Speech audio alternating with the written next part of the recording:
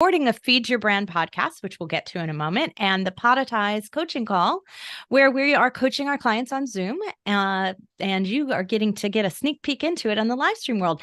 If you are coming to us from Podcasters United and are brand new to our community, welcome. We are so excited to have you. Podcasters United is a nonprofit that Podetize is sponsoring, and we have offered up our coaching call in the sponsorship model. So we are now live streaming through Podcasters United. I didn't know if you knew that, Tom. You didn't know if I knew that? Yeah. Did you know that? I didn't know that it had changed over. No. Yeah, we're in a new place now. So Podcasters United is now the home of the live stream of our coaching calls. Awesome. All right. And so for those of you who are here, Tom's going to make a little announcement, then we're going to get right in. We do a live recording of Feed Your Brand. So if you're new to us, this is what we're doing. So you're going to get this sort of meta peek into it, this peek into how you might record your own podcast, especially if you are under the model of you have a large community or any kind of community, and your podcast is a coaching tool for within that, or a nurture tool for maybe your free course, your free group program that you want to then upgrade people into a larger program. So we record our podcast as a part of our coaching call. Then we turn off the live stream piece and we go straight over to Zoom and finish up by doing a Q&A session on anything they need help with and continue our coaching live in Zoom with our clients only. So that's how we do this here, just to give you a peek on it if you're brand new, which many of you will be in the live stream side of things because Podcasters United is brand new. Awesome. Yes, we're very excited about that. This is going to be a big thing as we come into 2024. Give every podcaster who participates opportunity to get more exposure for their podcast, for their show. Exciting stuff. Yeah, that's what Podcasters United is about uniting independent podcasters and helping them promote themselves and helping to promote them. So that's what it's 100%. For. All right. While we're live and before we start our episode recording, and then obviously for those that are here live, get to participate in Q&A afterward, I need to give a shout out to a Podetize podcaster who has a new book that just launched today. Yay. And so the podcaster is Tony Martignetti. His show is called Virtual Campfire. And the reason I want to share this with you is I'm not just trying to hawk his book. It's I think his book is valuable for a lot of people who I'm sure are hearing this, and I think you should check it out. And I'm providing the link to it here for our community who's live with us on the Zoom call, and we can make it available in the blog post for what we post today too, just so that the link is out there somewhere, and we can share it on social too. But his book is called Campfire Lessons for Leaders, and his podcast is called Virtual Campfire. So that is already in the chat here for those of us on Zoom. And the second link is just to his podcast in general. But here's the thing, for all you podcasters, this is one thing you can do with your podcast episodes to create a book, because that's what Tony's done here. And that's why this is relevant. And I want to just share it with everybody. And it's probably a topic for a future coaching call to take a deeper dive into. But his book is launched today. And if you're willing to give some support to a fellow podcaster and help his book on Amazon, there's information at the links here for how you can do that. But it's really his book is derived from guests who were featured on his podcast. So he's using his podcast interviews and episodes to create the book. We have other podcasters that do it too, but it's a great model for a lot of you that have similar aspirations. Well, congratulations, Tony. Virtual Campfire podcast and his new book. Congratulations. Okay. Yes. All right. Well, let's get started with our podcast recording for Feed Your Brand.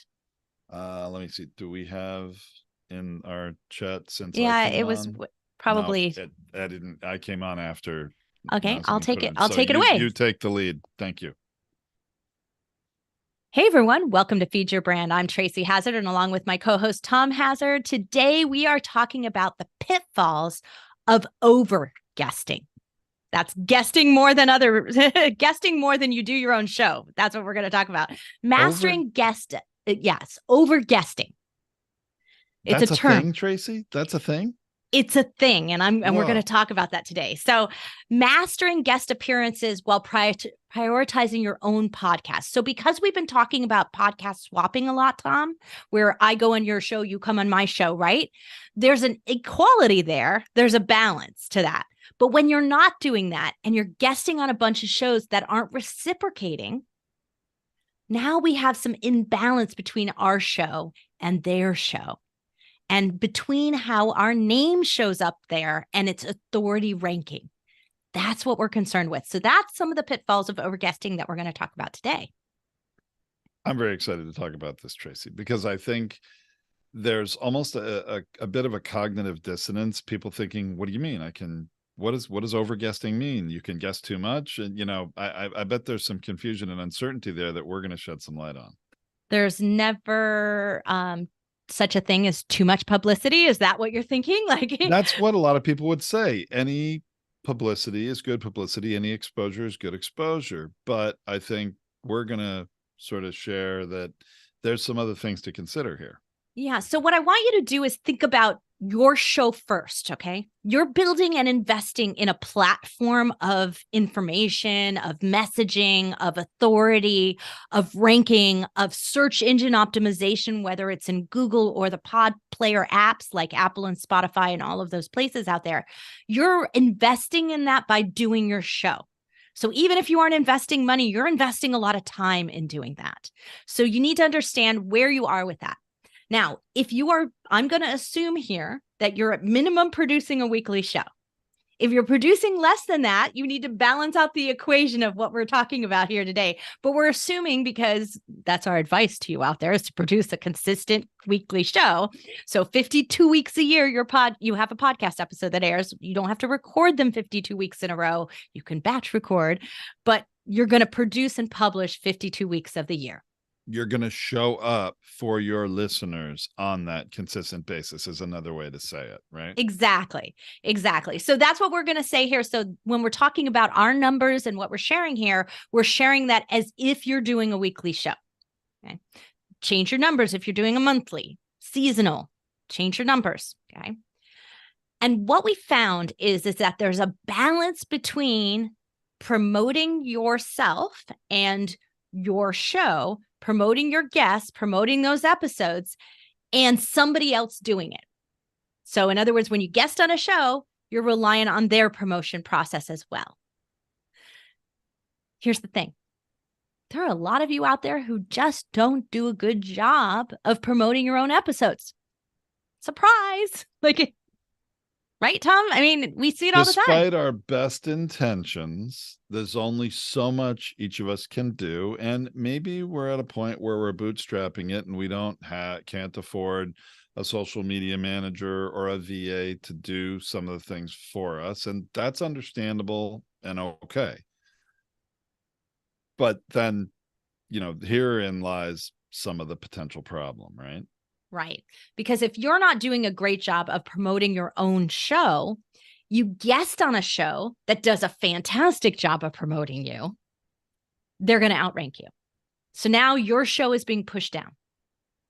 That doesn't mean you don't want to do it. It means you don't want to do it so much that you're pushing your show down. You're actually creating this low level of promotion that you're already doing and making it seem even worse. Because you're posting consistently and constantly, you're getting some amount of credit for that with the search engines, right? You're producing a show every Wednesday, like we're doing right here. We're producing a show every Wednesday. We get some benefit from doing that, from being consistent and constant about it. We get more benefit by sharing and promoting it, and by making sure that we're doing everything that we can do on social media, driving traffic and listeners to it, putting it in our newsletters, and doing some of those other things out there. But if we're only doing a minimum amount of work and the other person does a much better job of it, the search engine is going to give them the credit first, and we're getting pushed down in the model of that. So that's what we have to understand, is that anything we do that comes above us as doing a better job in promotion is going to push us down. A better job in search engine optimization. So if you're not titling your episodes well, but they are, you're getting pushed down. So this is important. Now, we want a boost from somebody who's bigger than us. That's a really good thing. but we don't want to overdo it to the point where it pushes us out. So all our work isn't being recognized at all. And that's the concern here. So I found over the last couple of years of doing this that there's a 1-to-4 ratio. So if you guest on a show that's bigger than you once a month and you produce 4 episodes, you're going to be perfectly balanced. So you produce 4 episodes in a month and you guest on one, you're going to be perfectly balanced. If you do a reciprocal, it's an even exchange. Don't worry about it. So if I guest on your show and you guest on my show, that's an even swap.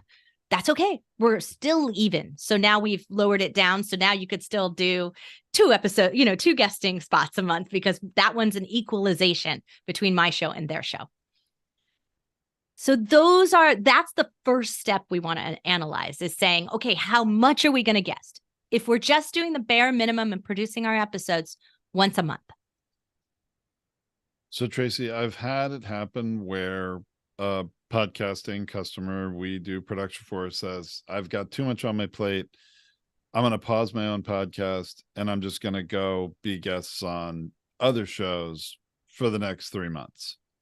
What would you think about that strategy in the context of someone who has their own show, been podcasting, publishing regularly, and then takes a hiatus, putting, I guess I would say, priority on guesting on other shows? So here's the second side of things.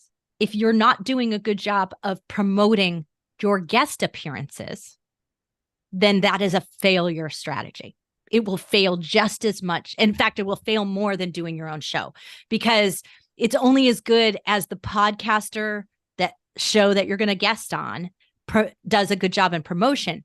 But because next week they're going to promote somebody else, they're going to push you down in their list. You're not going to stay high because it's not about you. Their show isn't about you. So you're not going to stay high over there. So your own platform is your most important asset. And if you're not adding to it, then you're not helping yourself. So if you're so busy that you can't produce your own show and you can't promote your guest appearances, then it's a waste of time to be guesting. And isn't it also true that when other people are promoting you, it's great that they're sharing it on social media, that you're their guest, but they're driving traffic to their show, right? Not yours. Right. So they're controlling the narrative. They're controlling where it goes to, how they send to you, if they send to you at all. And that will only show up in a fleeting way because they're producing the next episode. So it's constantly now old content for them, where you're not old for your own platform. You're always relevant to your own platform, right? So it makes more sense when you think of it that way. So if you don't embed or add guest appearances to your website, then giving up your podcast to guest is imbalanced. You will lose in the process on the long run.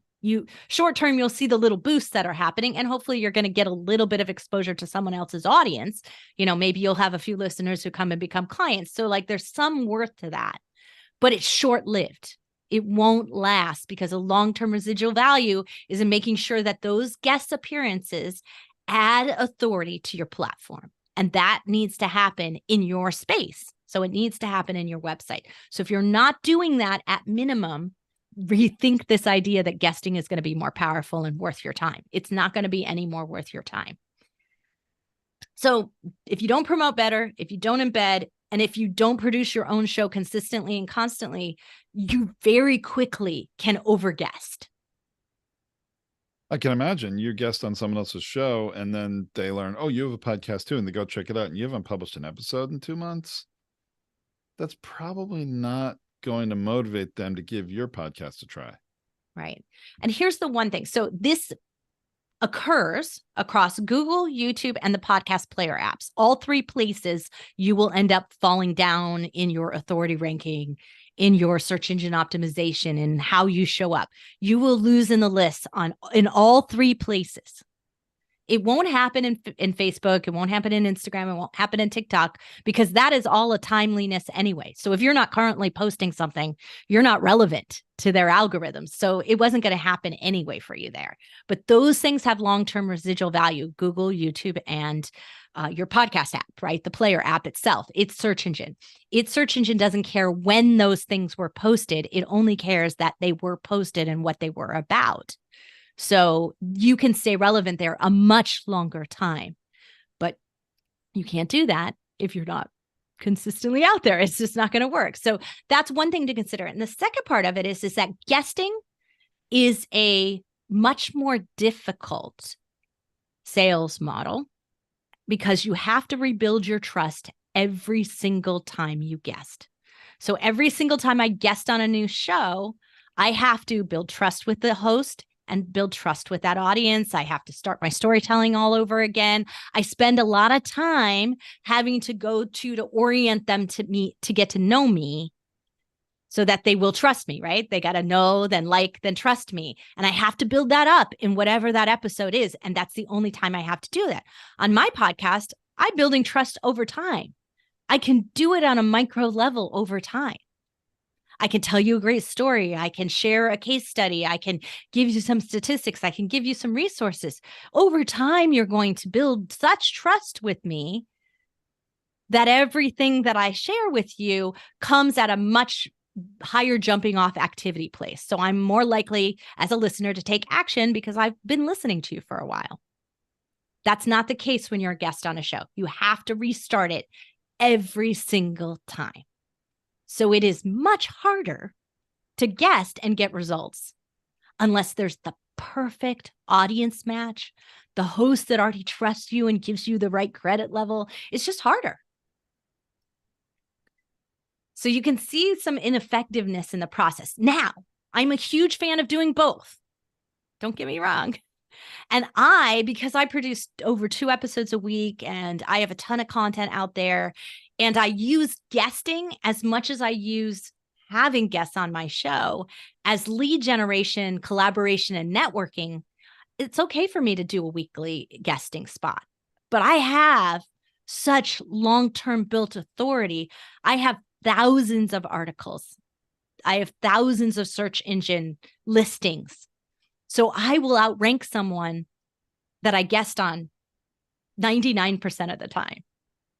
In fact, we find our podcasters who have their own show and are producing and publishing on a regular basis, at least 1 episode a week, and some of them do more than one, like you, a week.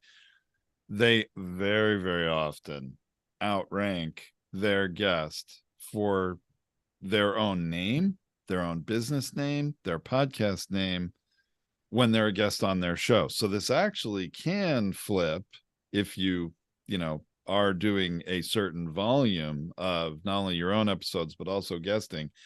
It can really flip, and it's much more beneficial to you than it is to them for you to guest on their show. So it can be the inverse, but it really does have to do with, like you said, Tracy, consistency, constancy, and a proportionality, really. Proportional, right? That's why I said like this balance between the two. So I think of it like a 1-to-4 ratio. Okay. If I have 100 episodes, I really shouldn't be guesting more than 25 episodes. So like, think about the balance of content, 1-to-4. All right. So this is just, one of those out there things that most of you won't discover until you were like, wow, that really didn't work for me. And I spent all this time thinking I was building my brand with guesting, and it wasn't working. So this is one of the reasons we are looking at that gap, those patterns that are happening throughout everything in the marketplace, and starting to see where the optimization, where you should be spending your time and energy, where you should be spending your money, for that matter as well, right? We're out there taking a look at what's working across many, many, many types of podcasters, many types of marketing, many types of models, and we're seeing what's working. And that's what we're bringing you here. And so this is one unusual view. I'm very sure you won't hear this from too many people unless somebody like really spent a year over guesting. Now, we have had some people who the only thing they ever do is guest, or they do a book launch and it's like a blitz of guesting where they do like 50 guest appearances. Those I am not discounting as a publicity blitz strategy. If you're going to do that, that's a purposeful thing. I'm going to sell a book and I'm going to sell as many books as I can, and I need exposure with as many audience members as possible. Go do that. But understand that it may have a short-term downgrading effect to your podcast, and you're going to have to come back up on that and work to balance that out later in the year. Just understand that that's going to happen to you. That's a really good last point, Tracy. I mean, you know, there are some good reasons why you want to do a blitz, and you want to drive a certain amount of people to buy your book on the first day it's on Amazon. You know, there are reasons why you would do that, and you should try to do a blitz, but we're always about the long-term value, what's in your best interest as a podcaster. And that's the lens that we're looking through this and talking about it today, the perspective that we're bringing to it. There are always other good business reasons why you might put a variation on what we're suggesting, but day in, day out, what you have outlined and what we've been talking about today is going to be in your best interest. Yeah. And I know I said to all of you early on to do like one per month, right? Like 12. The thing is that you don't need to, because they don't always air in the timely manner. Like sometimes it's 3 months before that one airs or whatever. Just set out to try to do about 12 guest appearances a year and let them fall where they may. It's okay if you end up with 2 in 1 month and then spread out a little. It's not going to harm you in that. It's just sort of the overall balance of looking at you doing 52 episodes versus and comparing that to 12 guest appearances. So having that balance of that. So do not worry about that. And don't worry if you do 13 or 11 or whatever. Like, don't be really exact about it. This isn't a Sometimes hard I feel like fast rule. These are, recommendations based on our experience for what will work best, right? Yeah, guidelines. Take them as guidelines, right? Tips, ideas, things to try. But as we're going into planning for next year, as this is live streaming, of course, when you hear this on the replay and Feed Your Brand, all of you listeners out there may get this a little bit later, but we're always thinking about what's our plan for next year? What are we going to do? Am I going to do 52 guest appearances? Am I going to do 12? What is my plan for this so that I go in with a better intention of what I'm going to accomplish coming out of it? So that's why we're sharing this to you. So think about that, the pitfalls of overguesting. Make sure that your time and energy is really well spent in giving you the best long-term residual value. All right. Sounds like great words to the wise. Hey, listeners, you can find the links to anything we've discussed today and more information on the blog post at podcastersunited.org. So thanks everyone for listening. I'm Tracy Hazzard along with Tom Hazzard here on Feed Your Brand. We'll be back live 1 week from today for those of you listening to the live stream. And for those of you listening to the recording, we'll be back a week from now too with another episode posting in Feed Your Brand. Thanks everyone.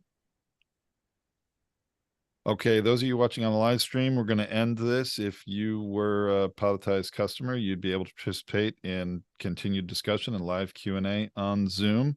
So, come become a part of our community if you want to do that. Otherwise, here we go for the people who are here live.